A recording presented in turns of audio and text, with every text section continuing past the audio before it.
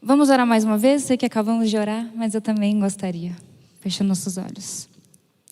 Obrigado, Jesus, pela oportunidade de te servir e pela oportunidade de estar na tua casa ou em nossas casas ouvindo mais uma vez a tua mensagem. Que apesar de mim, apesar dos meus erros, a tua palavra toque o coração de muitas pessoas nessa noite. É o que eu te peço em nome de Jesus. Amém. Por favor, vá abrindo a sua Bíblia no livro de João, capítulo 11, e nós vamos começar com os versos 1 a 3. Essa é a última quarta-feira da série Propósitos, uma série apresentada pelas mulheres aqui da igreja.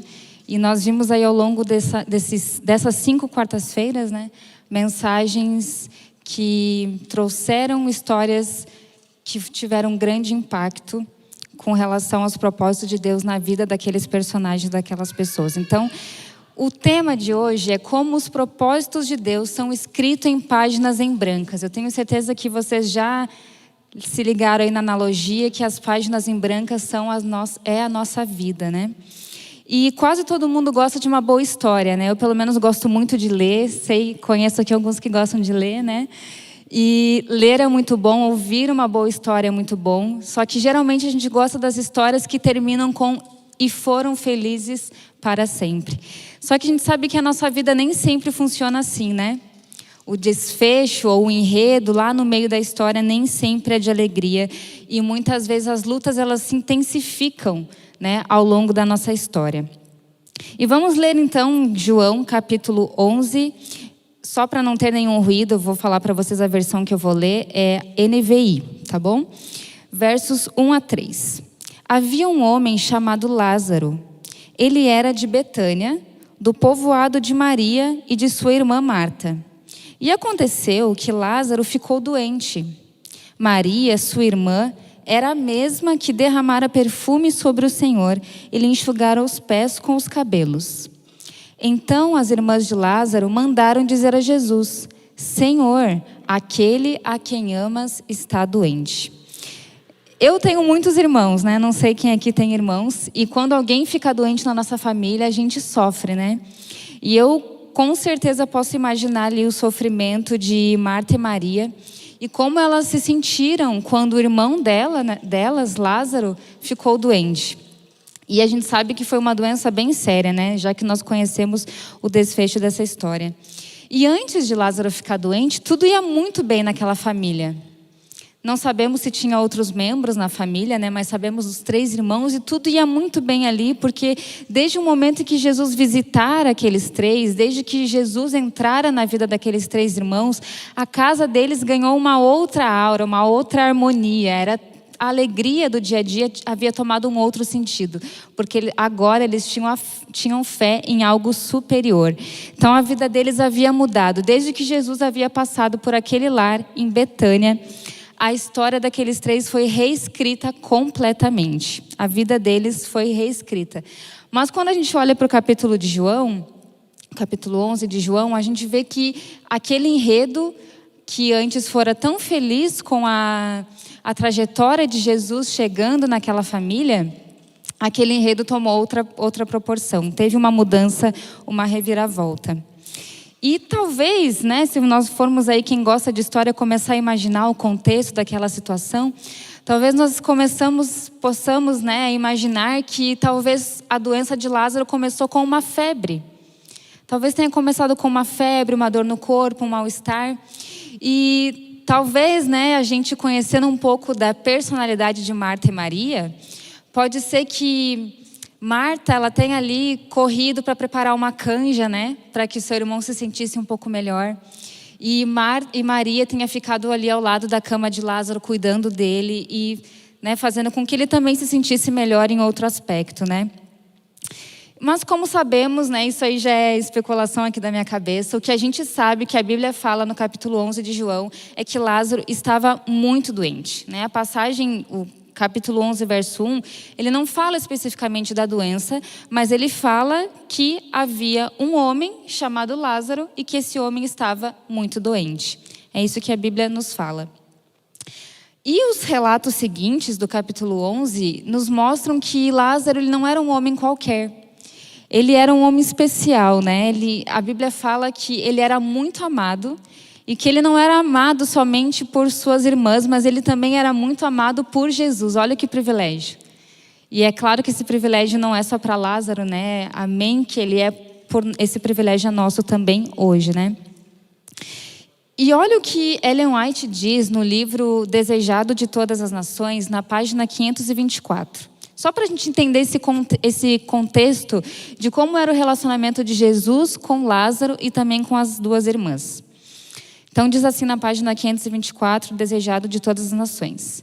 No lar de Lázaro, encontrara Jesus muitas vezes repouso. O Salvador não tinha lar próprio. Dependia da hospitalidade de amigos e discípulos. E frequentemente, quando cansado e sequioso de companhia humana, alegrara-se de poder escapar para esse pacífico ambiente de família, longe das suspeitas e invejas dos raivosos fariseus. Ali recebia sincero acolhimento, pura e santa amizade. Ali podia falar com simplicidade e liberdade perfeitas, sabendo que suas palavras seriam compreendidas e entesouradas. Que lindo! Eu achei lindo quando eu li isso aqui. Imagina você poder dizer que na sua casa Jesus encontrava acolhimento, simplicidade, pura e santa amizade. Era esse o nível do relacionamento que Jesus tinha com Lázaro. Olha que coisa linda! E eu posso imaginar, né, durante com esse contexto, né, como que aquelas irmãs se sentiram e como elas se agarraram numa esperança, né, de que Jesus poderia fazer algo pelo irmão delas e pela família no geral, né? Só que elas não sabiam, né, como que aquilo iria acontecer ao certo, mas a gente vê que Deus tinha outros planos para Lázaro, né? Enquanto Marta desejava uma coisa, tinha algo específico em mente, Deus tinha outro plano, Deus tinha outro propósito, e eles estavam com certeza inseridos em uma história maior, com reviravoltas dignas aí de grandes histórias. E Deus, ele tem muito a nos ensinar, na minha vida, na sua vida, com as reviravoltas que acontecem no nosso dia a dia, tanto as coisas positivas quanto as coisas negativas. Muitas dessas coisas nós não vamos entender aqui, todo mundo eu acho que já tem isso em mente bem claro. Muitas coisas só serão esclarecidas no céu, na eternidade, mas Deus sempre tem algo a nos ensinar com as reviravoltas. Deus tem um propósito e fica a nosso encargo deixá-lo cumprir esse propósito na nossa vida ou não. E agora nós vamos ver 6 pilares de como Deus, ele pode cumprir os seus propósitos na nossa vida e a forma como nós podemos deixá-lo que ele cumpra esses propósitos na nossa vida. O primeiro pilar é: a vontade de Deus nem sempre opera em linha reta.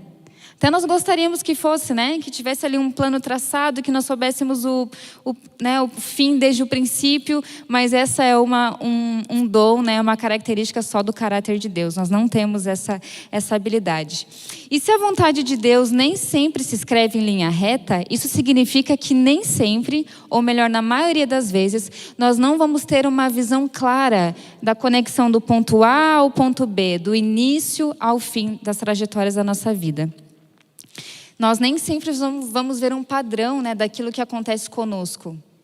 Nem sempre nós vamos ter clareza. Mas o que nós podemos ter certeza é que Deus, ele sempre tem um plano. Ele sempre tem um plano. E se determinadas coisas estão acontecendo na nossa vida, é porque ele tem um plano e ele sabe a melhor forma para conduzir a nossa vida. E é como Paulo explica lá em Romanos, capítulo 8, verso 28, um verso conhecido, né? Sabemos que todas as coisas contribuem juntamente, né? Todas as coisas juntas contribuem para o bem daqueles que amam a Deus e daqueles que são chamados por o seu decreto. Mas não é o meu decreto, né? É o decreto de Deus. A forma como ele conduz a nossa vida e os propósitos que ele tem para a gente. São os decretos dele, a vontade dele, a palavra dele, com base na sua onisciência, na sua misericórdia e no seu amor, que devem prevalecer na trajetória da nossa vida. E dessa forma, quando a gente entende que todas as coisas contribuem para o bem daqueles que amam a Deus e andam, né, segundo os seus decretos, a gente começa a entender que a nossa trajetória, ela não é individual. A nossa trajetória enquanto cristãos, ela não é individual. E talvez você já tenha ouvido algumas pessoas falarem, e eu já ouvi, eu prefiro os animais no lugar das pessoas, prefiro o meu cachorrinho do que as pessoas. Eu já ouvi muito isso. E um cristão falar isso é totalmente errado. Quando Deus cria toda a terra, a humanidade, os animais, há uma hierarquia. E a nossa responsabilidade, embora nós temos responsabilidade de cuidar dos outros seres vivos, a nossa responsabilidade de serviço, de amar e de salvar é para com as pessoas. Isso significa que, às vezes, na linha reta da nossa vida, a gente vai ter que fazer desvios para servir outras pessoas e para amar outras pessoas. E aqui eu gostaria de abrir um parêntese, que é com relação à noção de ser igreja. Aqui nós temos um templo, uma igreja, mas esse templo não existe se nós não estivermos aqui, se nós não formos igreja. E nesse período que nós estamos vivendo, principalmente com essa facilidade, né, de a gente assistir o culto, às vezes literalmente só assistir, né, não prestar o culto na nossa casa, com o nosso YouTube, que é uma bênção, mas nós não podemos perder o hábito de ser igreja. De além de vir aos cultos, de nós nos envolvermos nos ministérios, de nós amarmos as pessoas, ou seja, da gente cumprir o propósito de ser igreja.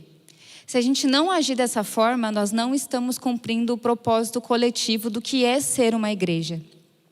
E isso, com certeza, faz parte do propósito de Deus para a nossa vida. O ser igreja, o estar juntos, o amar as pessoas através de atos de serviço. Isso envolve o plano de Deus na nossa vida. Então, a gente precisa entender que as linhas do enredo das nossas histórias individuais, elas são entrelaçadas com as linhas das histórias de outras pessoas. Ninguém vai para o céu sozinho. Então, nós precisamos entender que a linha reta da nossa vida, ela vai ter muitos desvios, tanto para coisas ruins, quanto para momentos de servir outras pessoas. Nós precisamos ter isso em mente. E assim como a nossa história individual e unida à história do coletivo, da igreja, da comunidade, a nossa história importa para Jesus, assim como importava a história de Marta, Maria e Lázaro. E a Bíblia, né, principalmente o capítulo de João, nos traz isso, né, que esses três personagens históricos, né, que existiram, foram muito importantes para Jesus. E claro, Jesus, ele sempre tem o quadro completo, né, de todo o enredo, de toda a situação. E ele conhece o começo, né, e o meio, desde o princípio, e sabe o fim também.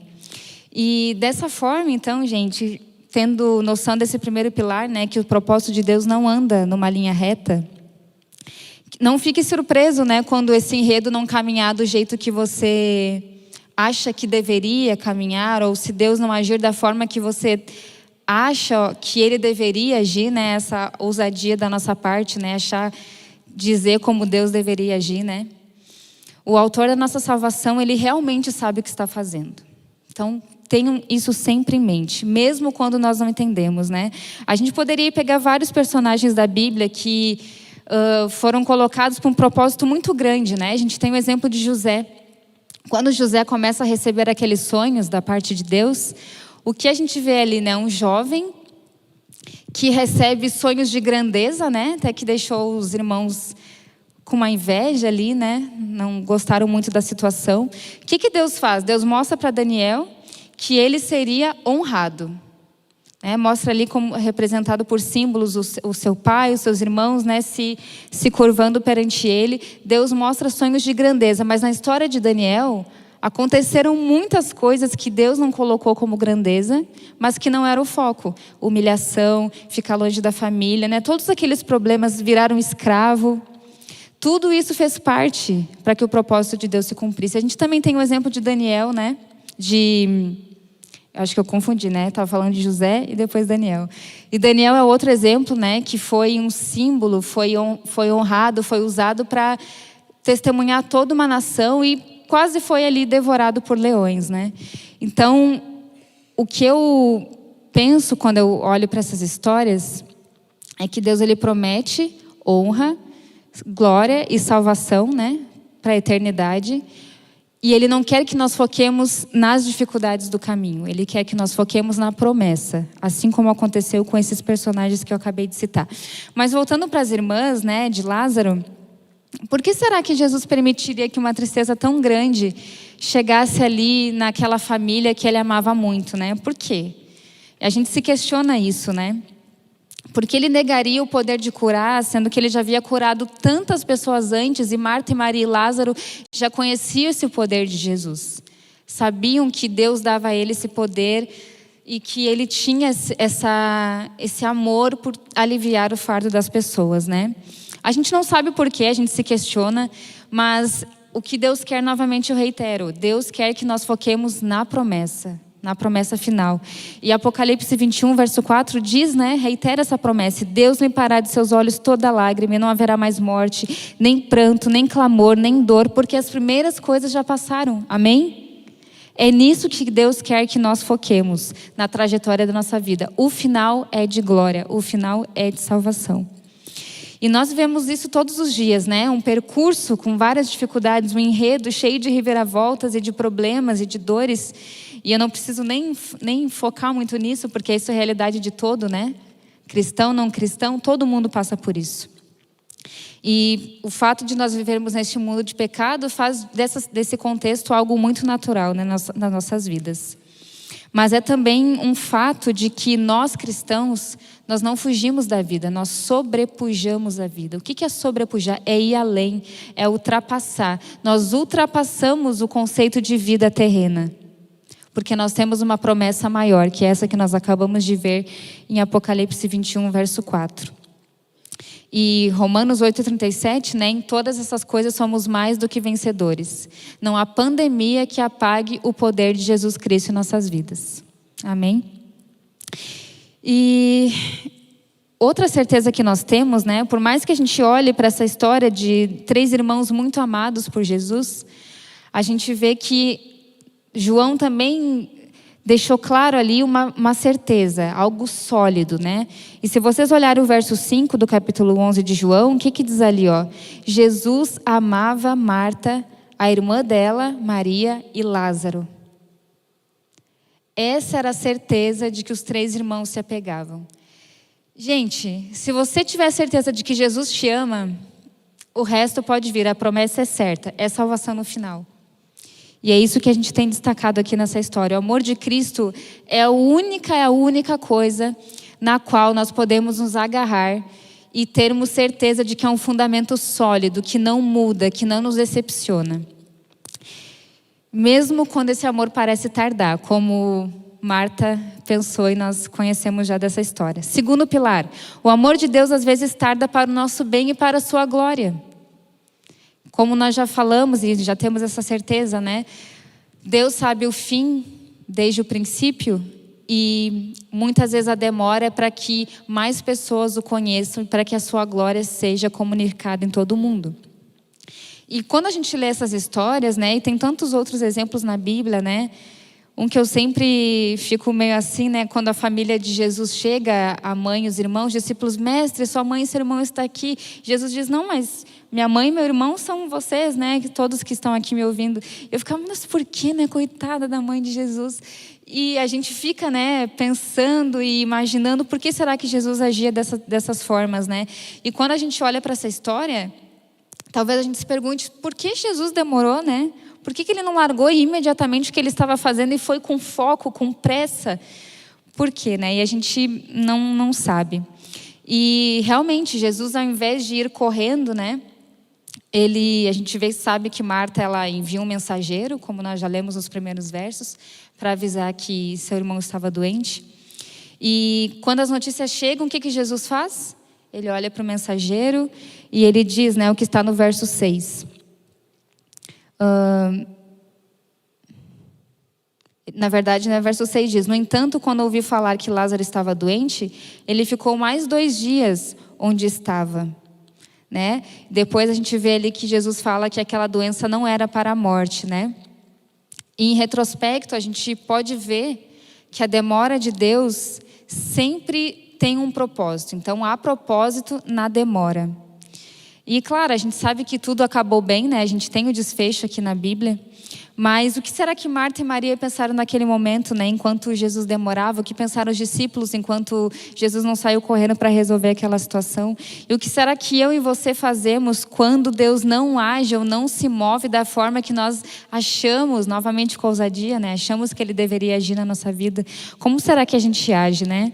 Eu confesso que muitas vezes eu já fiquei, Senhor, por quê? Vamos lá, responde. É comum, né? É natural da nossa natureza a gente meio que beirar a dúvida, né? Mas que isso não seja uma constante na nossa vida.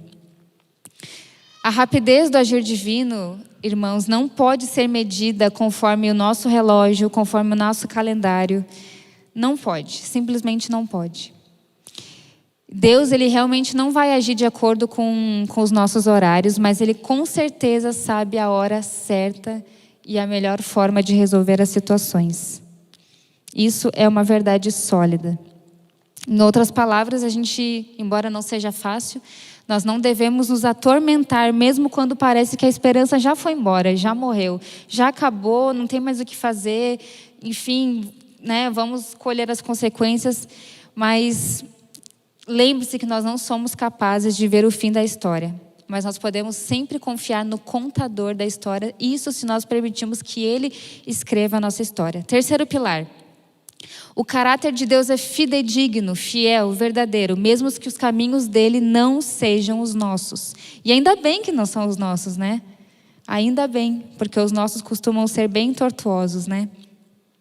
Marta e Maria, enquanto esperavam ali pela chegada de Jesus, provavelmente assentadas ali ao lado do leito já de morte de Lázaro, né? Eu achei isso muito interessante. Enquanto elas esperavam, elas se apoiavam no conhecimento que elas tinham do caráter de Jesus. Ou seja, o que elas conheciam sobre Jesus foi suficiente para sustentá-las na espera. Então, o que a gente conhece de Jesus é suficiente para me sustentar e te sustentar enquanto a gente está esperando a resposta ou o desfecho desse mundo, né? O que a gente tanto aguarda. E o que elas sabiam? Primeiro, elas sabiam que Jesus amava o irmão delas. A gente já leu isso, né, nos primeiros versos. Que eu falei, isso é suficiente, Jesus te ama, é suficiente. Se apegue nisso. E elas sabiam disso. Segunda coisa que elas sabiam que Jesus tinha o poder para curar. Terceira coisa que elas, até porque elas presenciaram, né, muitas curas, muitos milagres de Jesus, então elas já sabiam essa característica do caráter dele. Terceira coisa, elas estavam cientes de que Jesus saberia o que fazer. Melhor coisa, né? Sabe quando você tem alguém que você confia, você sabe que qualquer situação você pode ir para ir até essa pessoa e ela vai saber te ajudar? As crianças geralmente são assim, né? Pai, mãe, por favor, o que eu faço? E às vezes nem pede, né? Já confia, já descansa na certeza de que aquela pessoa vai cuidar. E é esse relacionamento que elas tinham com Jesus. A espera delas foi mais fácil porque elas se sustentavam no que elas conheciam do caráter de Jesus. E esse é o nosso desafio. E eu quero abrir outro parêntese, que é a questão de que conhecer a Jesus é a base de uma fé ativa e viva. Isso é muito sério. Nós não vamos ter fé e uma fé que move as nossas atitudes se nós não conhecermos a Jesus. Até porque a gente só confia numa pessoa que a gente conhece, não é assim? A gente conhece aquela pessoa e a gente constrói a confiança. E a gente só conhece alguém quando a gente se relaciona com alguém. Então, o nosso desafio é se relacionar com Jesus, conhecê-lo profundamente para assim ter confiança nele, ter fé nele. E esse é o nosso desafio. E é muito sério, porque se a gente quiser cumprir os propósitos de Deus na nossa vida, a gente precisa ser testemunha dele. E a gente só pode testemunhar de alguém se a gente conhece aquela pessoa. Então a nossa responsabilidade é dupla. Além de poder beneficiar a nossa vida através da nossa fé, a gente tem a responsabilidade de testemunhar. E só vamos testemunhar se realmente conhecermos esse Cristo, de quem a gente testemunha. E eu fico pensando que quando a gente estuda a Bíblia, quando a gente está na igreja, participando do culto, eu fiquei pensando que, você pode discordar de mim, mas eu fiquei pensando que existem 2 tipos de incômodos quando a gente escuta a palavra de Deus. O primeiro incômodo é aquele que coloca a minha vida, o meu eu, em contraste com a palavra de Deus. Esse é o primeiro incômodo. O que esse incômodo gera? Transformação. Eu estou aqui ouvindo a palavra de Deus, eu estou lendo, eu estou, nossa Senhor, eu estou bem longe do teu ideal para mim, por favor, me ajuda a cumprir os teus propósitos na minha vida. Esse é o primeiro incômodo. O segundo incômodo é aquele que a gente nunca deve sentir. É um incômodo que vem carregado de crítica, de espírito de rebeldia, de rebelião. Esse é o incômodo que, na verdade, ele mostra que a nossa vida está em contraste, mas é a ponto de que a nossa mentalidade, a nossa cosmovisão, ela não vai estar ligada e fundamentada na palavra de Deus, a ponto da gente se transformar quando ouve a palavra. Mas ao invés disso, a gente faz o quê? Reclama. Não, isso aqui já está ultrapassado. O orador, o pastor, enfim, está falando coisa que não tem mais nada a ver. Esse é o segundo incômodo que não pode acontecer na nossa vida. Geralmente isso acontece quando a gente até dá uma nomenclatura, né, para esse tipo de sermão, que é o sermão puxão de orelha, né? A gente corre muito risco de, quando tem esse sermão de advertência, de que Deus envia mensagem de advertência, a gente corre esse risco de ter esse segundo incômodo, que ao invés de trazer o contraste para a transformação, ele traz o contraste para a crítica e para a rebelião. E a gente tem que ter muito cuidado, porque quando a gente está nessa fase, significa que nós estamos desalinhados com a palavra de Deus. E isso não pode acontecer na nossa vida.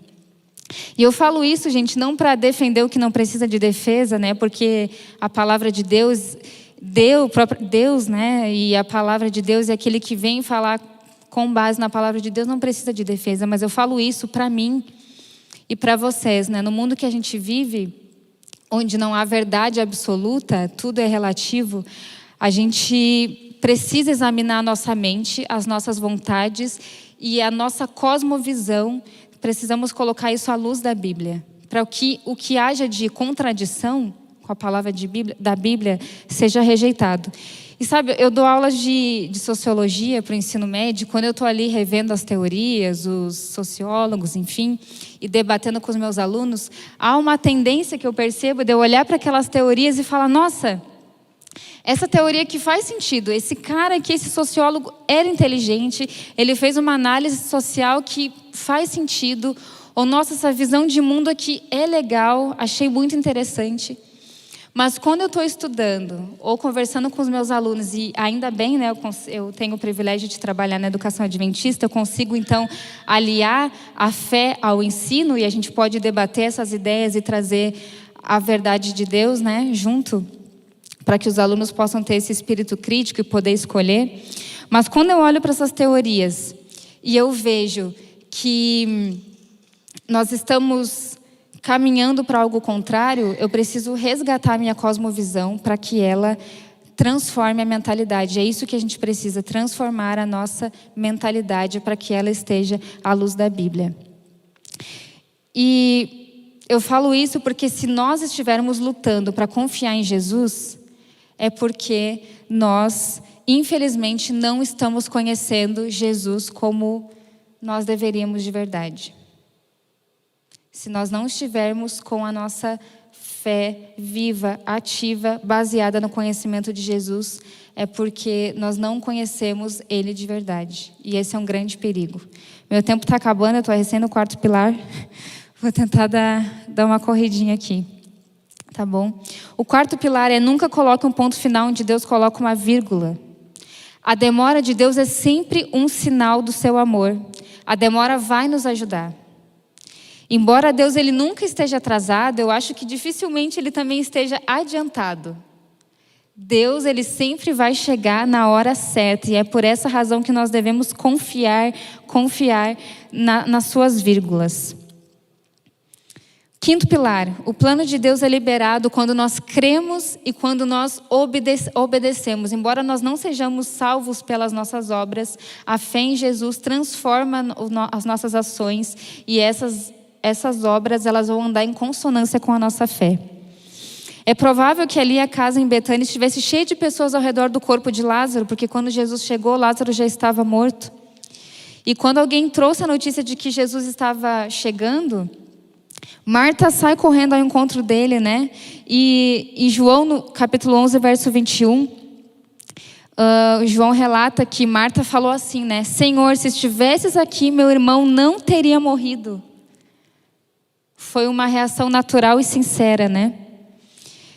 Mas nós devemos nos atentar à segunda parte da fala de Marta, porque ela fala assim: mas também agora sei que tudo quanto pedires a Deus, Deus te concederá.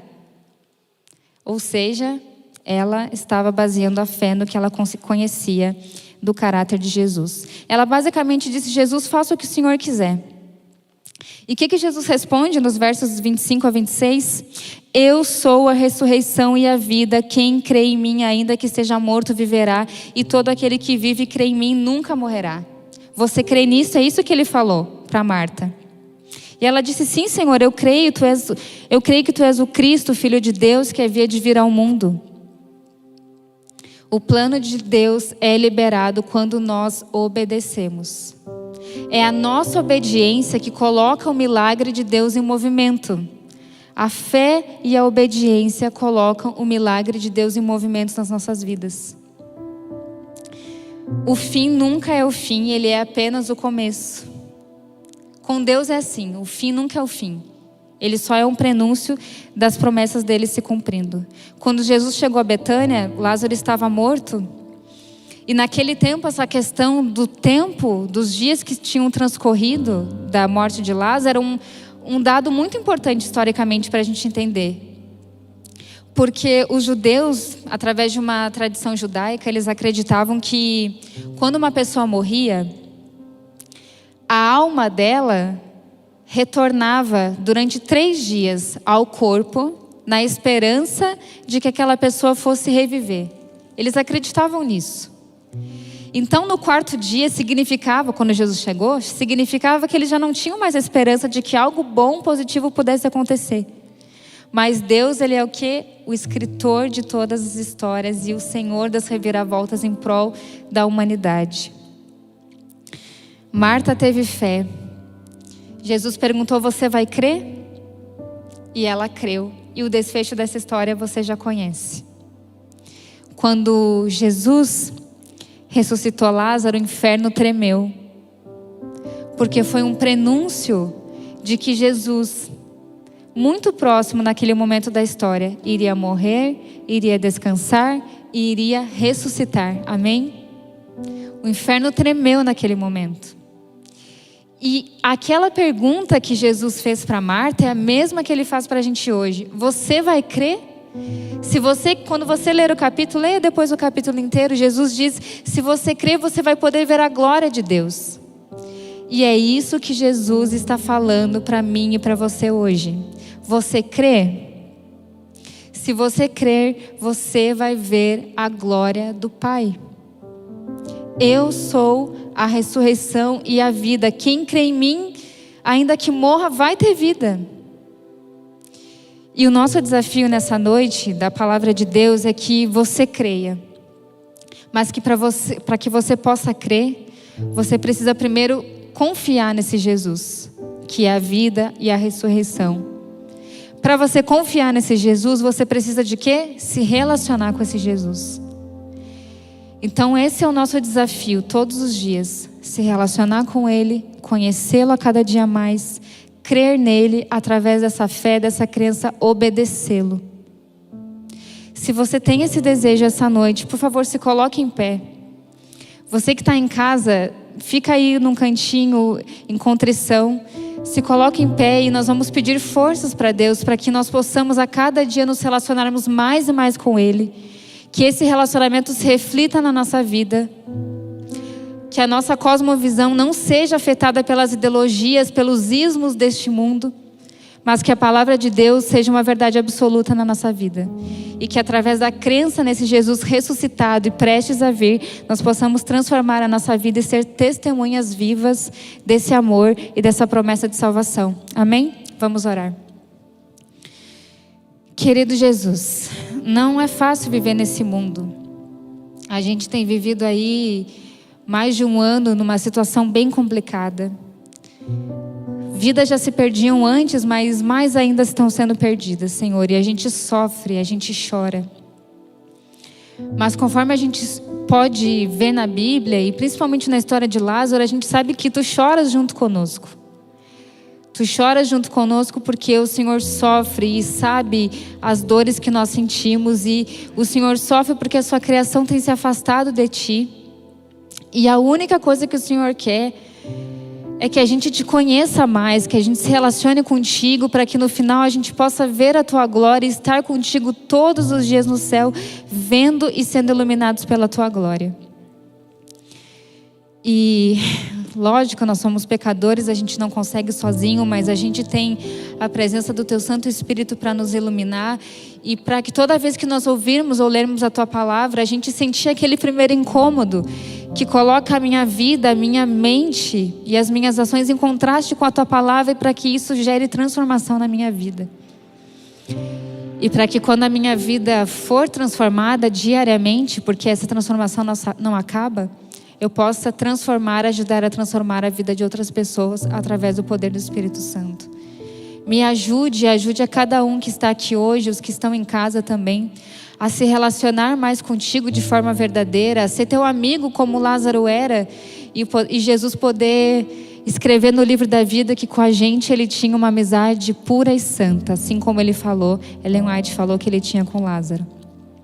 Então nos ajuda a nos relacionarmos mais contigo, nos ajuda a confiar mais em ti, a crer na tua palavra e principalmente obedecer, porque a obediência das coisas que o Senhor nos pede foram pedidas e solicitadas para o nosso bem e para testemunho para outras pessoas.